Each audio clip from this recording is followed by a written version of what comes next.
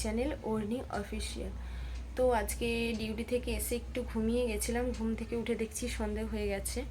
তো আজকে ভূত চতুর্দশী, সেজন্য অনেকের বাড়িতেই অনেক কিছু রিচুয়ালস পালন হয়েছে, আমার বাড়িতেও হয়েছে। কিন্তু যেহেতু সকালে ডিউটি ছিল সেজন্য আর রিচুয়ালসগুলো তোমাদের সঙ্গে শেয়ার করতে পারলাম না। তো এখন একটা রিচুয়ালস বাকি আছে, তো চলো তোমরা দেখতে থাকো, আর তোমরা অবশ্যই কমেন্ট করে জানিও তোমাদের বাড়িতেও কী কী রিচুয়ালস পালন হয়েছে।